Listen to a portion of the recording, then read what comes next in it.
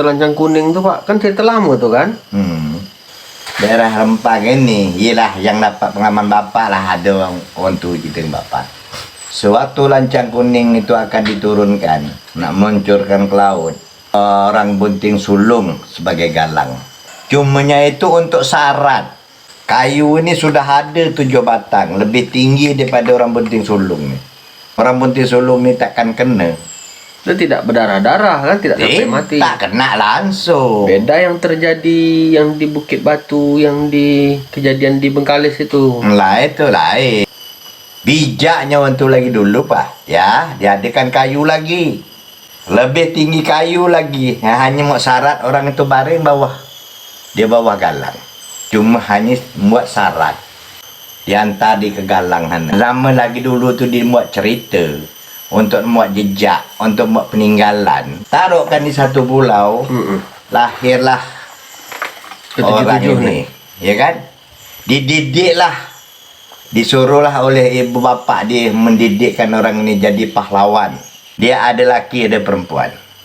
Sampai sekarang ini, kita dalam agama selalu ada kalau ibaratkan saudara mara kita lah, yang bijak, yang pintar. Yang salah boleh jadi betul, kata dia. Yang haram boleh jadi halal. Ngikut dalam kitab Al-Quran, kata dia. Tapi kata Allah, salah tetap salah. Yang ada daerah Rempang, perjuangkanlah, carilah kebenaran, carilah kedudukan yang untuk kita semua supaya aman, nyaman. Jangan kata orang ini jadi kita sengsara. Pertahankanlah, saya mendoakan mudah-mudahan diterima oleh Allah SWT. Cuma Bapak tahu lahir di Bintan, 4 Datuk 8 Noyang, Bapak masih tahu, masih dapat Bapak susun, atas Bapak angkat tangan.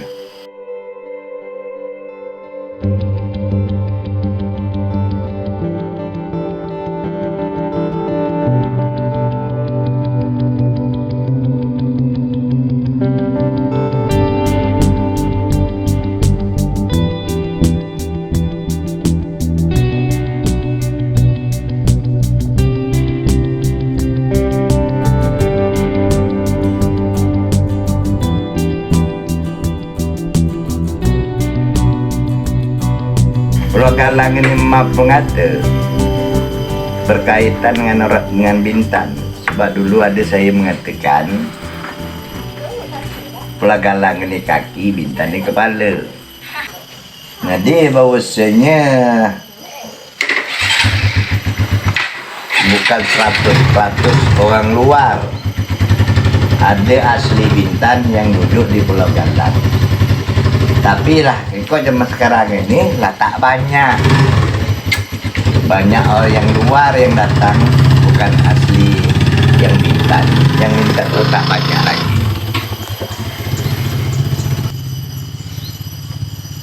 Pangkal kerajaan dulu di Bintan, baru dipecah. Sama juga sekarang di Jakarta. Ibu kota tuh sekarang Indonesia ini kan Jakarta. Sama juga di zaman dulu. Di zaman dulu di sini Bintan, pangkal kata orang ini pemerintahan. Dia meletakkan jabatan di Laik Lingga untuk letakkan satu pemimpin. Pokok di mana-mana aja itu diletakkan satu pemimpin sampai ke jauh ke sana. Nah, dia bahwasanya ibu kota ada di sini. Sekarang kita ini oleh ke zaman kemajuan, ibu kota kita ini di Jakarta. Satu pemimpin. Semua naungan di Jakarta semua sampai ke Pulau Riau. Dia harus ambil tahu di dalam kekuasaan dia. Kan itu caranya. Dan Rempang itu juga ada bahwasanya kata ini raja untuk memerintah daerah sana.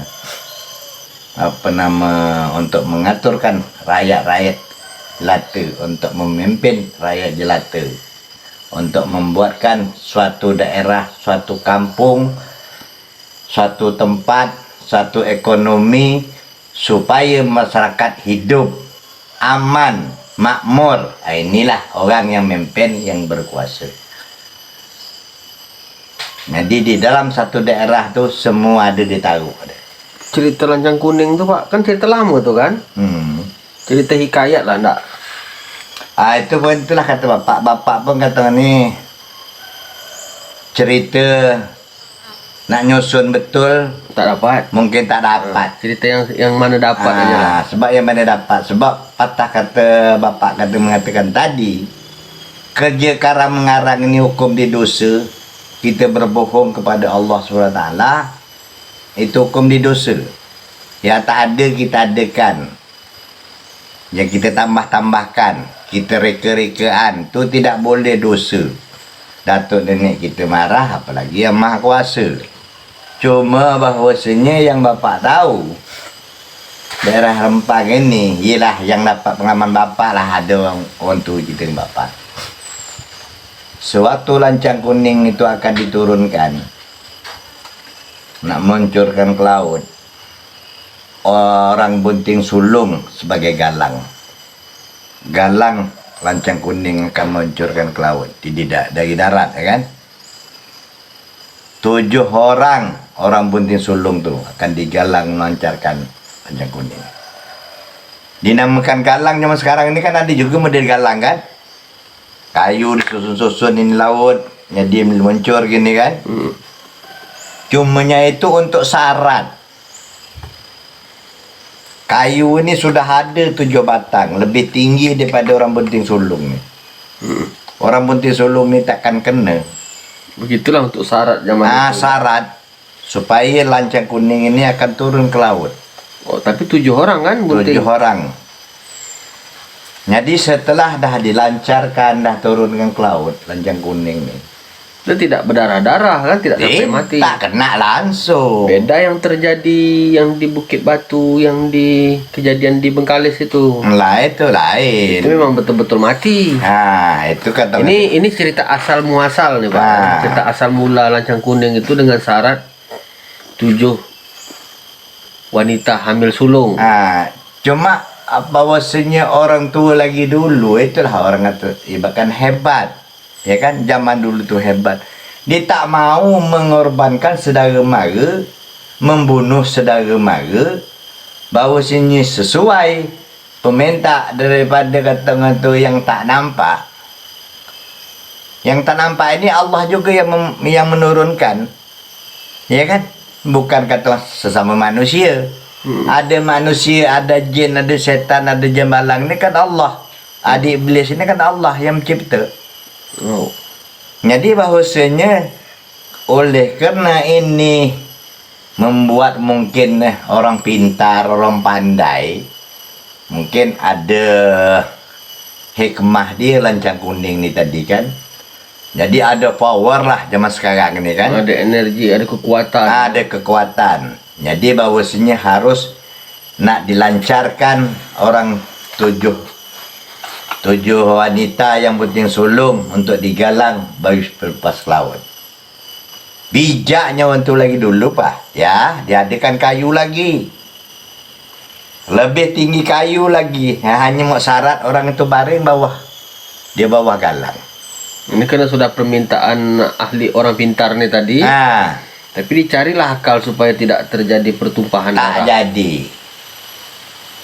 Lancang Kuning selamat turun ke laut. Orang hamil yang tak mati. Orang hamil ni selamat hidup. Selamat. Tak kena apa-apa. Cuma hanya buat syarat.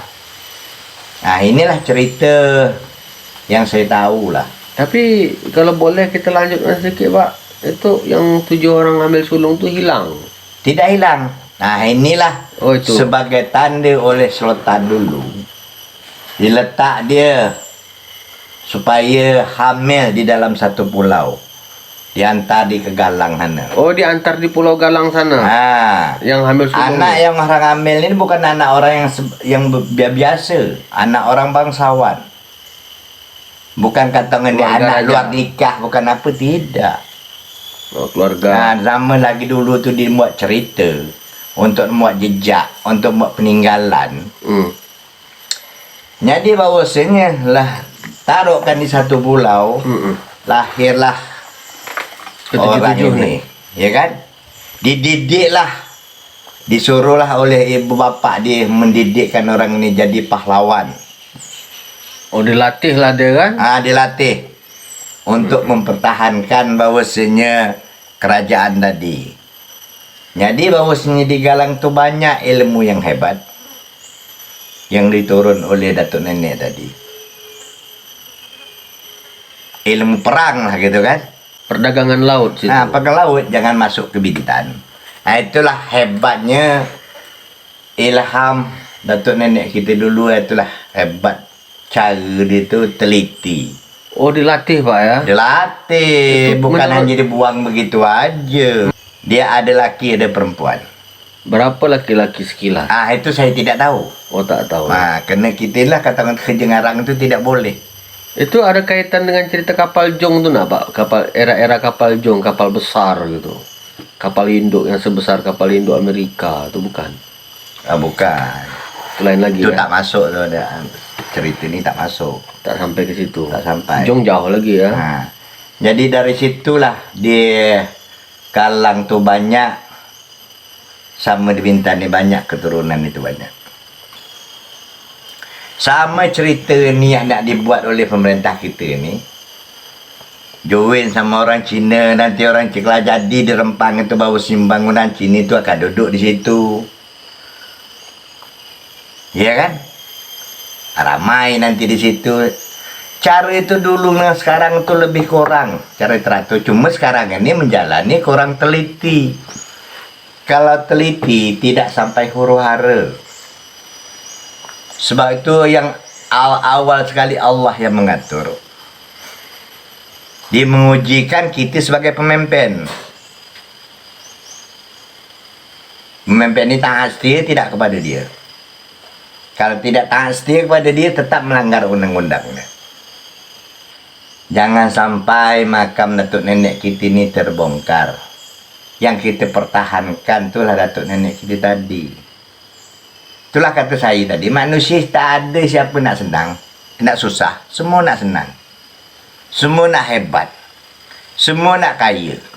Semua nak sehat. Yang menentukan Allah. Ya kan? Tu kalau pengaji bapak. Janganlah bapak ni bapak ngaku lah. Bapak ini orang tak tahu usul asal bapak. Cuma bapak tahu lahir di Bintan. 4 datuk 8 noyang bapak masih tahu. Masih dapat bapak susun. Atas bapak angkat tangan. Nanti takut nanti bahawasanya kerja karang mengarang hukum dia berdosa. 4 datuk 8 nur yang banyak tu Pak. Itu yang bapak dapat nyusun. Apalagi zaman sekarang ini ribuan tu lagi dapat dia mengaku aku ini anak cucu ini. Kalau salah seorang aja hukum tak dapat kena jalur dia, dosa besar kita tu kepada datuk nenek kita, kepada Allah SWT. Kerja ngaku-ngaku itu kerja tak boleh. Ya kan? Harus jelas. Jangan tidak jelas. Engkau tulislah di kertas dari 1000 sampai ke engkau ini. Ini pangkal aliran ini tadi. Siapa saksi yang jelas ini? Yang masuk di akal kita? Tadi ya saksi yang sah, belum tahu mungkin awak karang. Ini nama si A, nama si B, nama si C sampai pada engkau. Sebab dunia ni cukup lama, bukan baru semalam. Baru semalam kita ingatlah. Kalau dah ribuan, sulit bapak nak cerita. Oh, ribuan Pak ya? Dunia ni kita hitung aja sekarang sudah 2023. Jadi kalau boleh sehari mana? itu Pak kalau boleh kita tarik balik cerita Pulau Galang nih, cerita itu dasarnya dari zaman Kerajaan Bintan. Bintan juga. Semua Kepulauan Riau ini tak ada pusat di Bintan. Semua Kepulauan Riau nih. Pusat di Bintan. Masih naungan Bintan. Sama juga zaman sekarang ini, pusat di Jakarta masih segala-gala ini naungan Jakarta.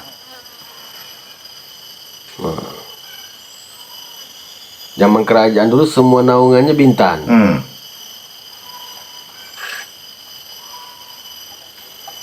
Yang terjadi, Jadi siasat raja tuh membuat begitu tuh, tapi kan dari dasar orang pintar juga sehingga orang ambil sulung ini Pak ya. Yalah orang pintar lah. Nah, dulu kan ada digelarkan, ada zaman Sultan dulu ahli nujum. Ya. Zaman sekarang ini Tok Bomo. Sama juga kita sekarang ini, pemimpin kita ini, presiden kita. Nak bergerak sesuatu kan dia minta kepada orang pintar. Ada namakan orang pintar ini bahwasanya menjaga segala bahaya. Hari ini boleh tak aku pergi ke sana? Kata orang pintar tadi, Tok Bomo tadi, boleh lah. Tak ada apa-apa lah. Kalau tuanku ataupun bapak nak pergi, tak apa-apa lah. Sebab ini ilmu yang diturunkan oleh Allah SWT kepada manusia itu tidak sama, bukan semua yang dapat. Allah itu menurunkan sesuatu kepada hamba dia. Sama juga di atas dunia kita manusia ni tengok bapak pemimpin kita nak meletakkan jabatan sesuatu, kita tengok dia boleh tidak boleh. Nah, kau pegang ni sebagai Perdana Menteri untuk berjalan ini. Sudah diteliti dia, sudah dilihat dia barang ni, orang ni bagus tak bagus. Nah, diturunkan dia. Dayat boleh pegang. Tak semuanya yang dapat. Sampai sekarang ini kita dalam agama selalu ada kalau ibaratkan saudara mara kita lah, yang bijak, yang pintar. Yang salah boleh jadi betul kata dia, yang haram boleh jadi halal. Ngikut dalam kitab Al-Quran kata dia. Tapi kalau kata Allah, salah tetap salah, benar tetap benar. Yang bisa mengubah, bisa membuatkan kita. Sebab kita tak bertemu dengan Allah. Yang bertemu dengan Allah kan roh kita. Suka hati kita lah. Sabut daripada itulah zaman sekarang ni ya. Manusia ni tak takutkan neraka. Kuasa di neraka akhirat. Sebab yang mati ada balik kan tak ada balik. Jadi dia tak terasa, tak ada segan. Tapi kalau neraka dunia yang nyata kita terasa. Asal kita berbuat, kenalah hukuman. Azab sengsara tadi. Kayak yang jelas kan itu. Tapi manusia tak takut. Kenapa? Kelabu dunia tadi. Kenapa? Setan dan iblis inilah diturunkan oleh Allah Ta'ala. Menggoda manusia. Ya kan? Harus ngikut jejak dia. Tak usah ngikut jejak perintah Allah. Tapi kalau dunia kita dah merasa. Dengan roh, dengan sifat, dengan jasad, kita merasa masuk neraka. Sakit, azab, sengsara dia tadi.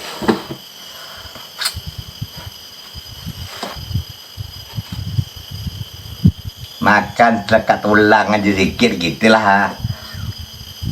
Cukup sakit.